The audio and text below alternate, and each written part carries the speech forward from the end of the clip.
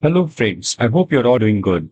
So friends, today's lecture is going to be very important, and the reason why is it important because here we'll discuss every possible questions covering each and every topic from polity. So friends, in today's lecture we are going to cover important questions from historical background and making of constitutions. So in this today's video we are going to cover these two topics, right? So let us start with the first chapter and first question. The first question is consider the following statement. So in the first question, friends, they gave two statements, right? And asking which of them are correct means two statements are given and we have to find the correct one, right? So first, let us have a look on first statement. What is that? Under the Government of India Act 1919, the Indian legislature was made more representative and for the first time bicameral. So friends, if you have gone through the features of it, Government of India Act 1919 in M. Laxmikant first chapter, they have clearly mentioned that this act, Government of India Act 1990, introduced bicameral legislature and direct elections by replacing Indian Legislature Council with bicameral legislature, right? So friends, first there was Indian Legislative Council, right? And later this Indian Legislative Council got replaced by bicameral legislature, right? And this bicameral legislature consists of two different houses. That is upper house, that we call it as Council of State, right? Upper house is known as Council of State. And the lower house is that is Legislative Assembly. So these two houses are there in the bicameral legislature.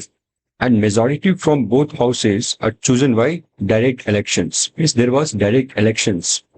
So friends, first option is correct, right? Now, sorry, first option is correct. Now let us move to the second statement. So the second statement is the Government of India Act 1935 prescribed a federations taking the provinces and Indian state as a unit. See friends, as we know, Government of India Act 1935 proposed a federations and these federations consist of British India provinces and princely state as a unit, right? But friends, these federations never came into effect. The reason is princely state did not join the federations. Therefore, statement 1 and statement 2 is correct. Hence, the correct option is C, both 1 and 2. Now let us move to the second question. Which of the following are the principal features of the Government of India Act 1919? So in the second question, they gave four statements and we need to find which of them are principal features of Government of India Act 1919. So the first statement is introduction of diarchy in the executive government of provinces. Friends, statement number 1 is correct. Why? Because as we have read, friends, the Government of India Act 1919 introduced diarchy in the provinces.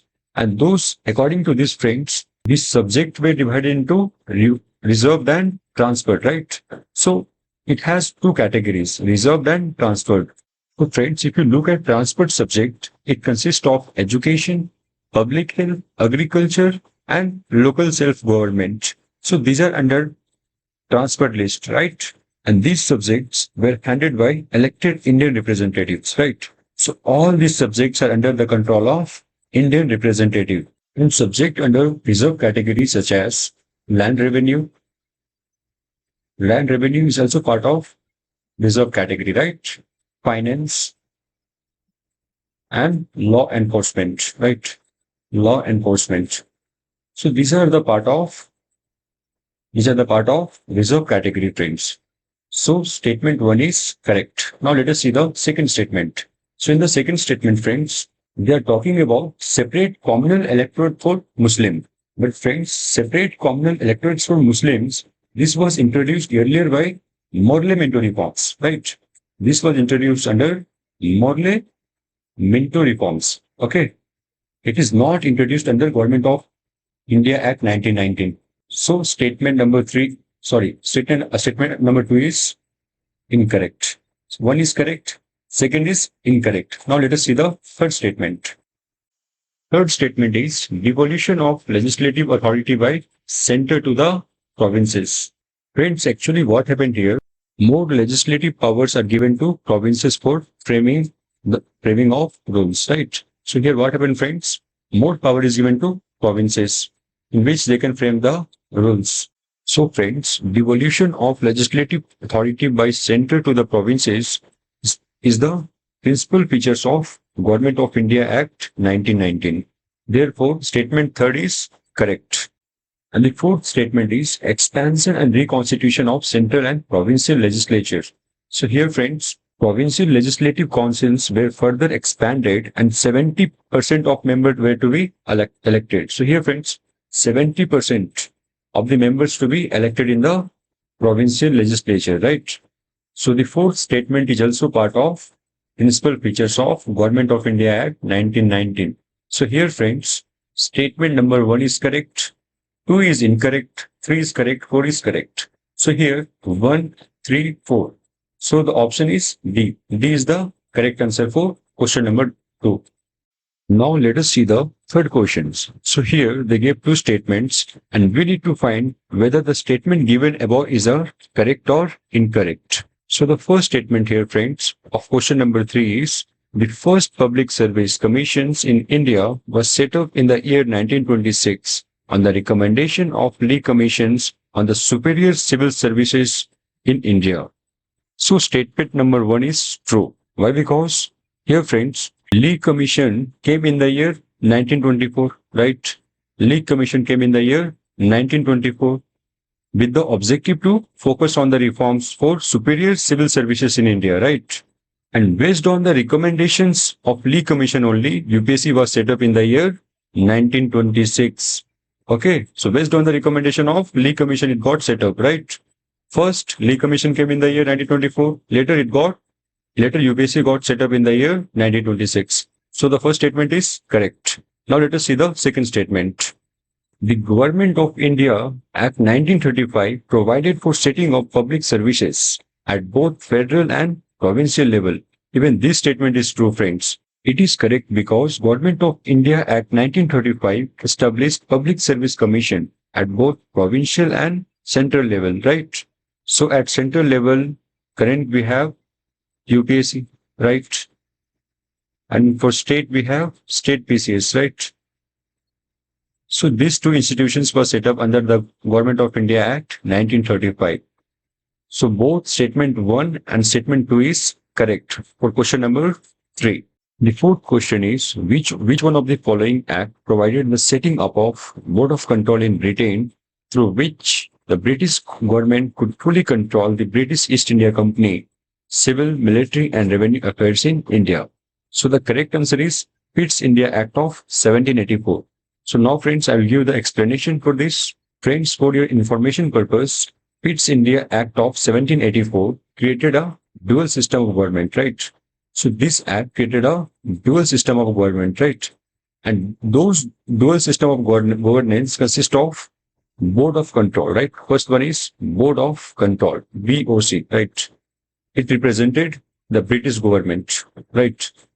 It represented British government. And the second one is COD, that is Court of Directors, right? And this represented East India Company, right? East India Company.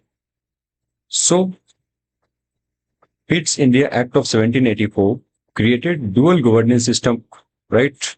And this BOC, friends, this Board of Control in Britain allowed the Britain government to exert full control over the civil, military and revenue affairs of the Britain East India Company, right? So the correct answer is Pitt's India Act of 1784. Fifth question is, match list 1 with list 2 and select the correct answer using the codes given below. So in fifth question, friends, two lists are given. We have to match the correct pair, right? And one small suggestion, friends, if you are facing any problem to solve such questions, right, you first go through all such important acts with all principal features, like first you read the Government of India Act 1935, then go through Indian Council Act, and read each and everything, friends, and cover each and every principles, right? Because questions may come from here, right? And there is high probability of coming questions from here. So for option A, the correct pair is 3, right? Now I will explain why it is 3, friends. So here they are talking about introduction of provincial autonomy, right? Government of India Act 1935, friends. This act introduced provincial autonomy by allowing provinces to govern themselves in certain areas, right? So the correct option for option number A is 3. Okay. Now let us see B. The Indian Council Act of 1909. This is also known as monumental reforms and in monumental reforms, friends. It was a introduction of separate electorate for Muslim, right? Basically, friends, this act provides separate electorates for Muslim. So for B, the right pair is 5, right? Now let us see the C1, the Government of India Act 1919. So the right pair for option C is 4, introduction of diarchy in the provinces. So as we know, friends, this act introduced diarchy where subjects were divided into reserved and transfer groups, right? So the correct pair is 4, right? 3, 5, 4. So option is B. But I will solve last one also. So the correct option for D is transfer of power from East India Company to British Crown. Right. So I hope it is clear, friends. So the right option is D. Sixth question is partially responsible government in the provinces were established under which of the following acts? So the correct option is A.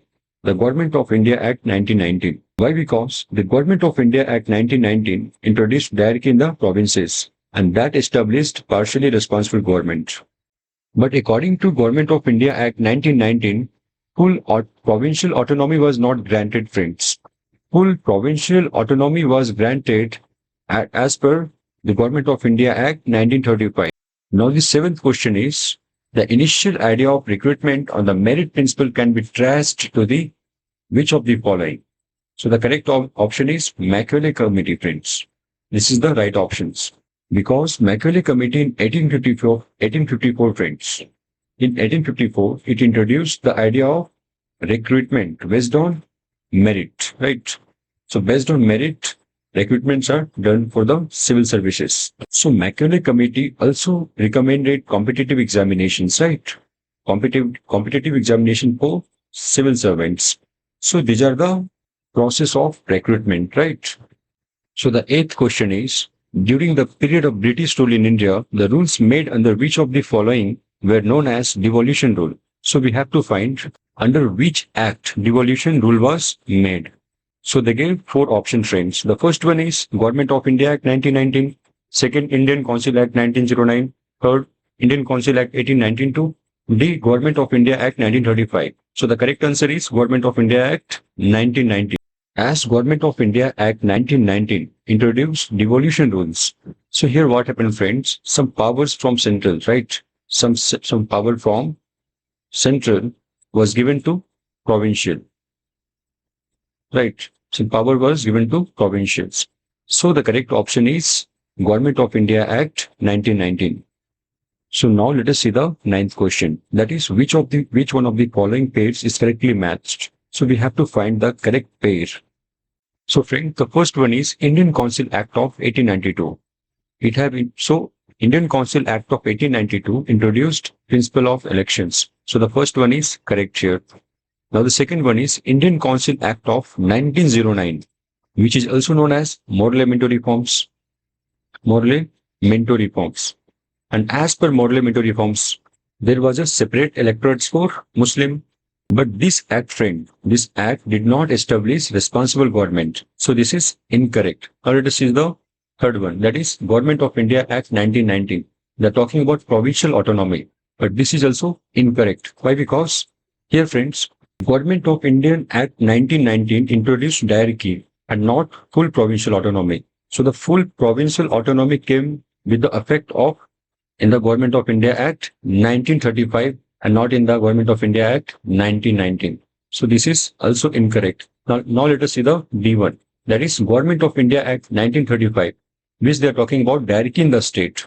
So this is also incorrect. Why? Because Government of India Act 1935 introduced provincial autonomy, but diarchy was introduced under the center and not under the provinces. So D is also wrong. So the correct option is A. For ninth, correct option is A, friends. So let us see the 10th question, that is assertion and region. The first one is, notwithstanding the introduction of provincial autonomy, the Government of India Act 1935 retained control of the central government over the provinces in certain areas. So this statement is correct. Why? Because here, friends, here Government of India Act 1935, right? Government of India Act 1935 introduced provincial autonomy, right? And under the provincial autonomy, provinces are allowed to have their own elected government. Okay. So here, center retained control in certain areas by the use of governor and governor general. So the first statement is correct. And the reason is the governor was required to act in his own discretions in certain matters for which he was act without ministerial advice and under the control of direction of governor general. So reason is also correct. And here, governor was having discretionary power. It means governor can act without the advice of ministers. And here, friends, this governor, right, this governor has to follow the advice of governor general. And governor general is working for the interest of British government. So there is direct control of British. Therefore, session and reason, both of them are correct. And R is giving the correct explanation of assertion A. So the correct option is A here. Now let us see the 11th question. In the federations established by Act of 1935, residuary powers were given to Governor General. Okay, friends. So here the power is given to the Governor General. And this Governor General, friends, this Governor General acted on behalf of British Crown, right? This Governor General acted on behalf of British Crown. So the correct option of 11th question is Governor General. So friends, in question number 12, we have to match the correct pair. So if we see the option A, friends, the option A, Government of India Act 1858. Basically, this act talks about appointment of Secretary of State for India. So for option A, the correct option is 2, right? And option B, friends, Indian Council Act of 1861. Basically, this act talks about beginning of representations and legislative devolutions. So here, the act led to the process of decentralizations by restoring the legislative power of the Madras and Bombay presidencies, right? So for B, the correct option is 3. And for A, it is 2, 3, right? And B, it is 3, right? And option C, that is Indian Council Act of 1909. And this act is also known as Parliamentary Reforms. So here, friends, this act introduced separate electorates for Muslim. And option D, that is Government of India Act 1919. And this act talks about diarchy in the provinces. Option 4 is the right. And here, friends, as per Government of India Act 1919, introduced diarchy where the subjects were divided into 2 categories. The first one is transferred. And these transfer subjects are under Indian ministers. And in the reserve category, it is under governor control, right? So the correct answer is 2, 3, 5, 4. For first option, it is 2. Second option, it is 3. And for third option, it is 5th, right? And for the last D option, it is 4, diarchy in the provinces. The 13th question is, the Government of India Act 1919 was based on Chelmsford Report, friends. Montague-Chelmsford Report. And this Montague-Chelmsford Report, friends, this report proposed constitutional reform in the British India. So for 13th, the correct answer is Montague-Chelmsford Report, right? Now let us see the 14th one. Under which one of the following act was the communal electorate system introduced by the British in India for the first time? Here we have to answer which Government of India Act led to the separation of communal electorates for the Muslim. And as we know, friends, Government of India Act 1909, also known as Parliamentary Reforms. And as per this act, friends, there was a separate electorates for the Muslim. So the correct answer is Government of India Act 1909. And if you see, friends, the 15th questions, that is, what were the salient features of Government of India Act 1935? So here we have to give the right answer for the salient features of Government of India Act 1935. Okay. So the first statement is abolition of Council of India. So here, friends, the first statement is correct. Why? Because the Council of India was abolished and the complete control was given to Secretary of State. So the option 1 is correct. Now let us see the second option, that is diarchy at center. So introduction of diarchy is also part of Government of India Act 1935, where the subject were divided into 2 categories. Therefore, Option 2 is correct. Now let us see the third option, that is abolition of diarchy in the state. So it is part of Government of India Act 1935. See friends, here diarchy, which was introduced in the provinces by the Government of India Act 1919. Okay. So the diarchy was introduced under the Government of India Act 1919, was abolished by the Government of India Act 1935 and gave the provincial autonomy, right? Now let us see the fourth one, that is establishment of federal court. So here friends, a federal court was established in 1937, right? And later the same court is known as Supreme Court of India after independence, right? So the correct option is 1, 2, 3, 4. For 15, the correct option is D. Now let us see the 16. So in 16th question, we have to match the correct pair, friends. So the first option is federal scheme for of government. So here we have to match the right pair.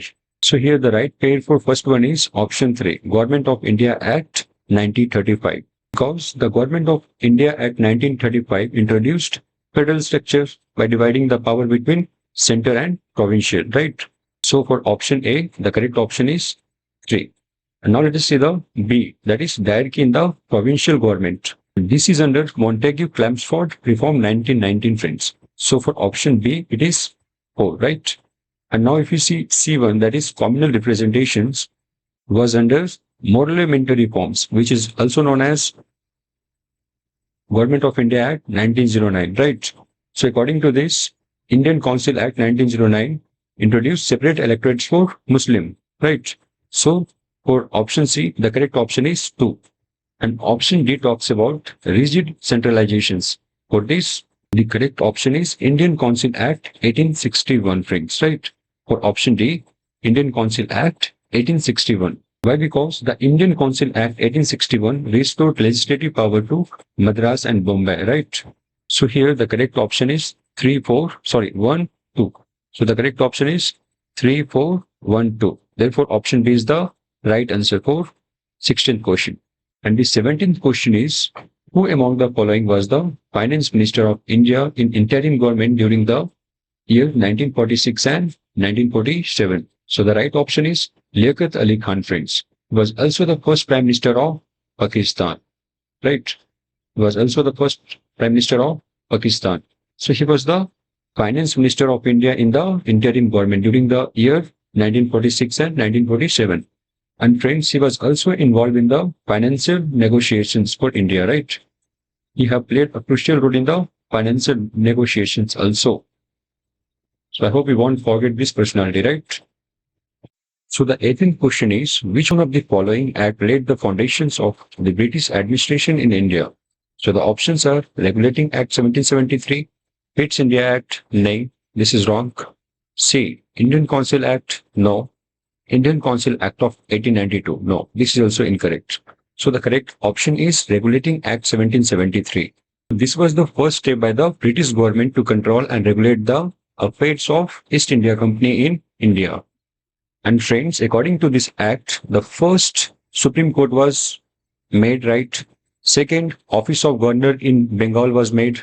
Office of Governor was made, right? So these laid the foundation for the control of British administration in India. So the correct option is A for question number 18. Now let us see the 19th question, friend. So in the 19th, we have to match the right pairs. So they give list 1 and list 2, friends. We have to match the both with the correct options, right? So let us see the first option, that is designation of Governor General of Bengal as Governor General of India and his government as the Government of India. So this is under the Charter Act of 1833, friends. So the first one is correct. The reason is the Charter Act of 1833 made the Governor General of Bengal the Governor General of India, giving him authority over the British territory in India. And the first Governor General was William Bentinck, friends, right? William Bentinck, right? As I hope you know this. So William Bentinck was the first Governor General of India. And now if you see the second option, that is diarchy introduced in the Indian government. So we have to match this. So let us see the second one, Government of India Act 1858. So the correct option for B is 3 friends, not 2. Okay. The correct option is 3.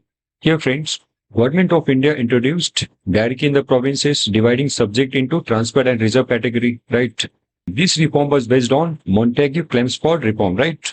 And the option C is twin features of all India federations and provincial autonomy. Now we have to match this. So friends, for the twin features, option 4, Government of India Act 1935. So friends, this act introduced all India federations, which was to include provinces and princely state. But this did not come into effect. The reason is princely state did not join the federations, right? So for C it is option 4, right? And if we see the D option, that is control of Government of India transferred from East India Company to the British Crown. For this, the right option is Government of India Act 1858, friends. As per the Government of India Act 1858, ended the rule of transferred the power directly to the British Crown after the revolt of 1857, friends. And here, friends, Office of Secretary was also established in India, right? Office of Secretary, right? Office of Secretary was established in the India as per Government of India Act 1858, right? So the correct option is 1342. Therefore, option C is the right explanation for question number 19. Now let us see the 20th questions. Who among the following was the first Law Minister of India? The correct answer is Dr. B.R. Ambedkar. So here friends, Dr. B.R. Ambedkar was appointed as the India's first Law Minister in the interim government after the independence. The time period is 1947 to 1951, right? He was also the chairperson for the drafting committee. So the correct answer for 20 is Dr. B.R. Ambedkar.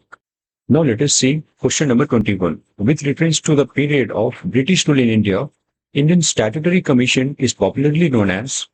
So here friends, the Indian Statutory Commission is popularly known as Simon Commission, right? It is also known as Simon Commission. So this commission was appointed in the year 1927. So friends, question number 22 is, during the British rule in India, who was the first Indian to be appointed as law member of Governor General Council? So the correct answer is Satyendra Sinha, friends. He was the first Indian to be appointed as law member of the Governor General Executive Council under the 1900 Act. Under 1900 Act. Or also you can call it as Morley Minto reform. And also friends, he became the first Indian to be appointed as Advocate General of Bengal. He was also an Advocate General of Bengal. Right. So these things you have to remember about Sir Satyendra Sinha, right? So here we end up with the first chapter. And the second chapter is making of constitutions. So here friends, if you see the first question, that is, consider the following statement regarding the composition of Constituent Assembly. So the first question is, the representatives were to be elected from 4 constituencies: Hindu, Muslim, Sikh and Christians. Here friends, the representatives of Constituent Assembly were not elected based on religious groups. So here they gave Hindu, Muslim, Sikh and Christians. So here the Constituent Assembly, they were not elected based on religious groups. So it is incorrect, friends. So the first statement is incorrect here, right? Now if we see the second statement, that is, the chairperson of Union Constitution Committee was Sardar Vallabhbhai Patel. No, it's absolutely wrong. The chairman of Union Constitution Committee was Jawaharlal Nehru, not Sardar Vallabhbhai Patel. So the second statement is also incorrect. Now the third statement is the total strength of Constituent Assembly was 389. This is true, friends. Why? Because here, friends, 292 members. 292 members are from British India, right? 292 members are from British India, and 93 are from Princely State. Princely State. And 4 are from Chief Commissioner. Chief Commissioner. So if you calculate all of this, the total strength it becomes is 389. Therefore, statement number 3 is true. And the fourth statement is the drafting committee under the chairmanship of Dr. B.R. Ambedkar consisted of 8 members. No. The drafting committee chaired by Dr. B.R. Ambedkar had 7 members, right? Here there are 7 members and not 8 members. Therefore, statement 4 is incorrect. So here, friends, only statement number 3 is correct here. The total strength of Constituent Assembly is 389. This is correct. Therefore, option C is the right option for question number 1. Now, if you see the second question, that is, which of the following provisions of the Constitution of India were given immediate effect from November 26, 1949? The right answer is citizenship and election, friends. Later, these two got the immediate effect. I mean, these two came into the effect on January 1950. Okay. On January 1950, emergency provisions and federal system came into effect. Before this, friends, 26 of 1949, citizenship and election were introduced. So, the emergency provisions and federal systems were not given immediate effect on November 26, 1949. These two, friends, emergency provisions and federal system, these two came into effect after the entire constitutions were operational. Means when the constitution came into operations, then these things were introduced, right? So the correct option is D, 1 and 3, right? And if we see the third questions, what were the procedures followed for the adoption of Constitution of India? It was submitted to the people of India for ratification. No, this is incorrect. Why? Because it was not submitted to the people of ratifications, right? Therefore, statement number 1 is incorrect. Now, if you see the second statement, that is, it was submitted to the Governor General for his assent. No, friends, this is also incorrect. Why? Because it did not require the assent of Governor General. Therefore, statement number B is also incorrect. Now, if we see the C1, it was adopted when the interim government was approved it. No, even this is also incorrect. Why? Because the interim government did not have the authority to approve it. Therefore, statement number C is also incorrect.